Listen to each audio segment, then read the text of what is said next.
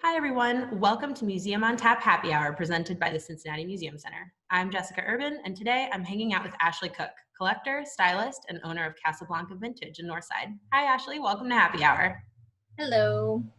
So before we dive in today to our stories, why don't you share a little bit about yourself and Casablanca Vintage for our friends at home? Okay, so I started out here about 10 years ago, which is crazy to think about 10 years. It's like a long amount of time to be somewhere.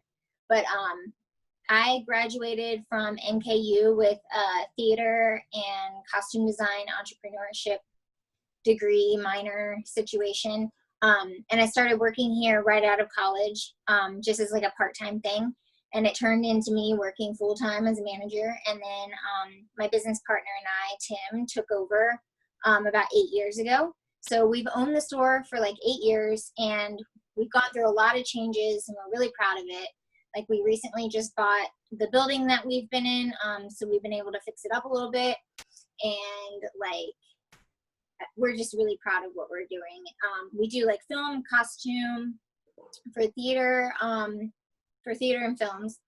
Yeah, and then we sell to the general public. We do mainly 20th century, so 1900 through 1990s, men's, women's, children's, all genders, all ages. That's awesome. It sounds like fashion has been a big part of your life for quite a long time. What made you fall in love with vintage clothes? It kind of was out of necessity of going to thrift stores, being a poor kid. So my grandma would take us to thrift stores and we would get stuff, and I didn't really know that the stuff I was getting was vintage, because like in the 90s there was like a 60s 70s throwback, so I would have like things that like seemed relevant, like, and I don't know, I liked them. I remember my first piece I ever got was like a 1960s poncho, and I still have it. It's like my first vintage piece I've ever had, and I still have it. And my grandma and I did theater, and so I was always around costumes and vintage by doing theater, and it kind of just evolved from there. Like, I just have an appreciation for older stuff, antiques, vintage furniture. Like, fashion is my passion, though. Like, from a very young age, I can remember just like, that is the way I express myself. Like, when I think back to times when I feel bad about myself, like putting together an outfit is like how I make myself feel good. That's awesome. Is there a period of time that you really love to dress from the most, or do you like to be all over the place? It changes, honestly. Like, I would say when I first started working here, I was really into 60s and 70s stuff. When I was a kid, I was into 60s and 70s stuff. But I went through a period of liking 80s in high school. And now I'm more on like a 30s, 40s type situation. I think it evolves with like my age and what I'm doing in my life, and kind of like the bodily changes that happen as you age. Today I'm wearing like late 60s, early 70s garment that was actually my grandma's friend's. She did theater with her. Her name's Audrey, but this belonged to her. So this is like kind of out of my comfort zone right now to wear like a 60s, 70s piece, and I've been wearing 30s and 40s stuff recently. So That's super cool that that is, a piece of clothing that was from your grandma and her friend. I've always thought it was fascinating, the kind of stories that vintage clothes can tell us. Do you feel really connected to those stories owning Casablanca? I'm sure you hear amazing stories all the time.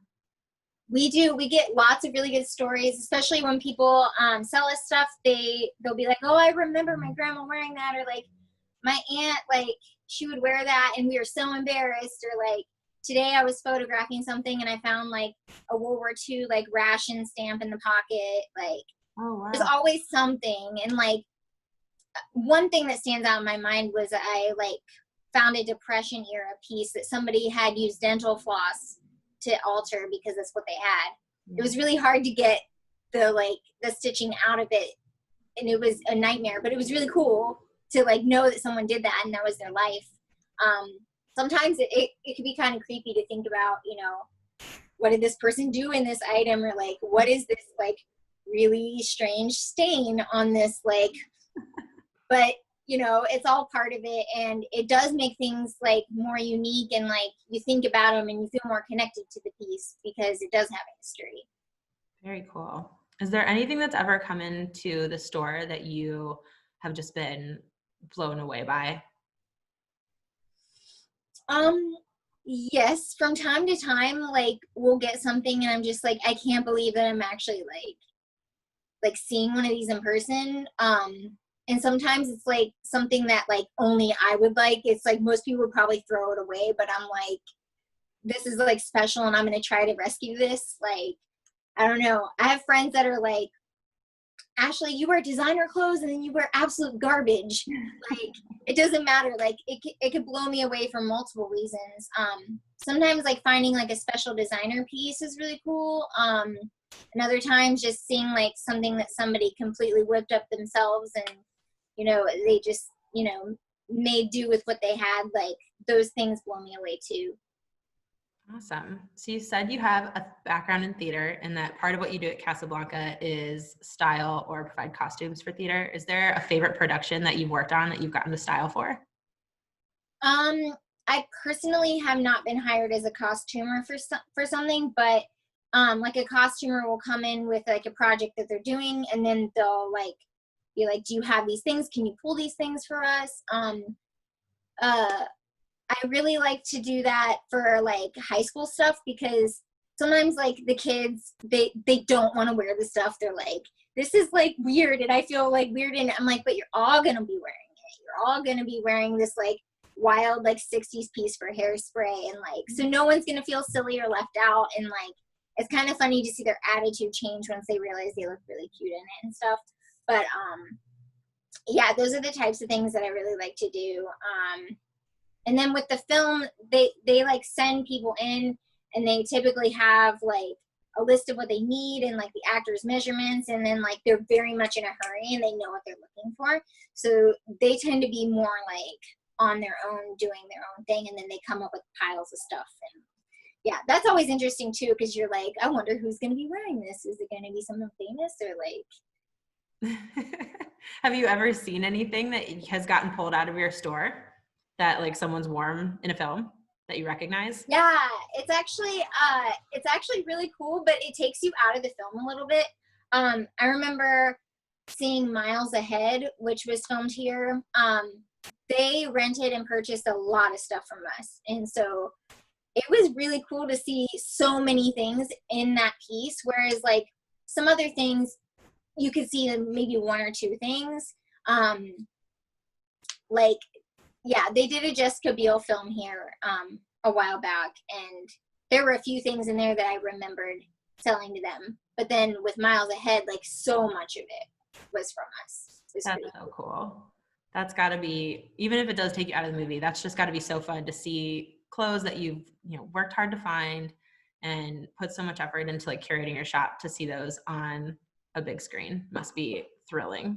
It is. And like, okay, my most monumental accomplishment was that Zac Efron was wearing a pair of Gucci loafers from us in that film about Ted Bundy that was on Netflix. But like, to me, that was just like a major moment for me in my career. I'm like, Zac Efron is wearing shoes from my store that I touched. Like, oh, seriously cool. Is there ever something that you think about like that would be a challenge to find, like as you're going through looking for pieces or as people bring things in? Do you ever hope that someone walks in with a certain type of clothing from a certain period or a certain designer that you would just love to have? yeah, so there's like a lot of times where somebody will come in and be like, I want this for a costume, and we're like, well, that was made specifically for that person. Like, example would be like a David Bowie look or like Elton John, like those really wild pieces that like you rarely come across. So when you do, then you're like, I know so many people are going to want this, and like the person that comes in and finds it is going to be so happy.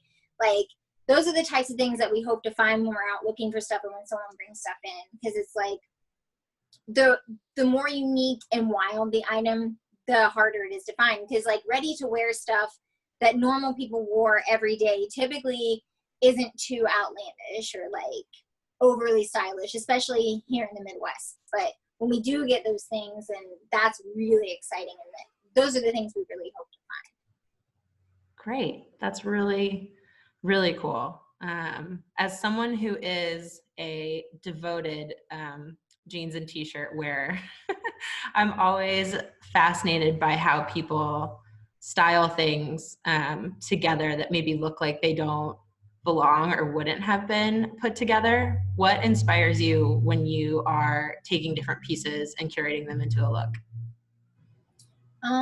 Well, okay, so when you said jeans and t-shirt, I instantly thought of a couple days ago I wore some jeans, but I like paired it with like a peasant blouse, like a European peasant blouse, and then like a satin jacket.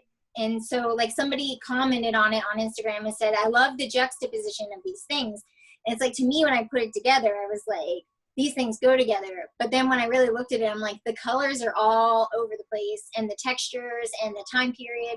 Like, I think that like sometimes that is what inspires me to create the outfit, is like, this is something somebody normally wouldn't put with it. Like, it's not the first choice.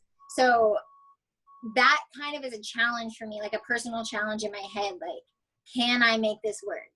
Can I walk out of the house in this and feel good and like not be stared at? Like, That's a fun game. That sounds like it could be its own like reality show challenge to figure out how to put things together like that. And I'm sure. yeah, when you're sorry. No, go ahead. When you're putting out outfits on other people, like sometimes that is even a bigger challenge because they might be a little bit more reluctant to take that risk. But then when you like show them like, this looks really cool on you, like no one else is gonna have this outfit, like then they're more likely to be like, yeah, okay, I see what you're saying and I trust you. Like, Do you have someone who like in your wildest dreams you would love to style? oh my God, I don't think I've been asked that before. This would never happen in a million years, but Bjork, like she wears very obscure, like lesser known designers, and like it's always like unexpected and colorful and beautiful, and like sometimes like really intimidating. Like, I don't know, to be able to style Bjork would be like my dream. I feel like she would be someone who would be really open to different things. As soon as you say Bjork, I'm sure everybody thinks what I think of, you know, that swan dress that she wore. And I'm sure if you're willing to wear that on like a red carpet, then you're willing to take some risks. Yeah, and so many fashion stylists like say that that was a bad fashion moment, but they're like looking at the dress itself, like that dress is ugly, but they're not looking at the whole package of like, this person wore it with confidence, like this person did something risky, or like they're not looking at the look and like the energy of it, and like it made people talk, and it's still making people talk. And so I think that some people miss the point when they say stuff like that. Is there anyone's style that you really love or gravitate to?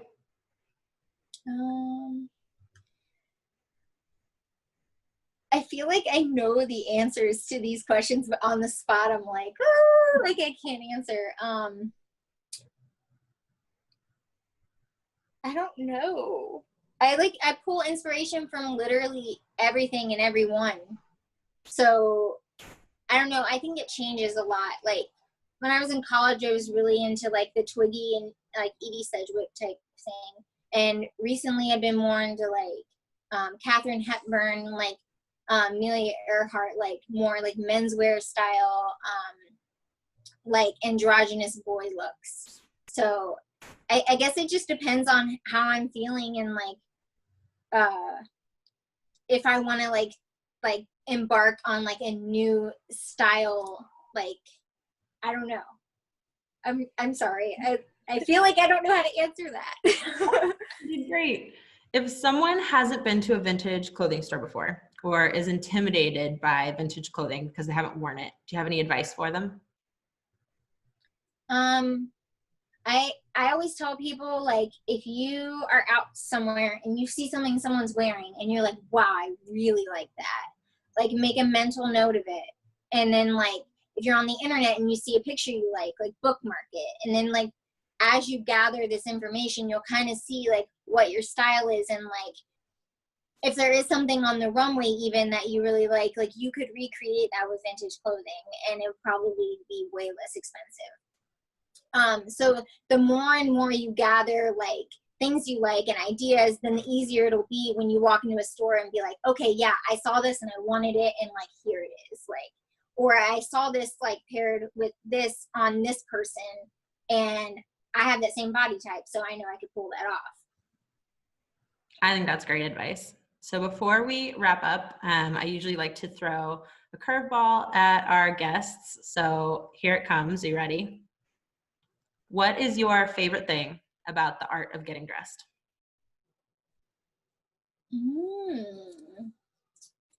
That is a curveball. You can literally be anything or anyone you want. Like, you can wake up and you can put on whatever you want, and nobody's going to know your history. Nobody's going to know your backstory. You can literally be a different person every single day if you wanted to. Very cool. Well, Ashley, thank you so much for hanging out with me today. Thank you for everyone watching at home for joining in, and we will see you next time on Happy Hour. Cheers, everybody. Thank you, Ashley. Thank you.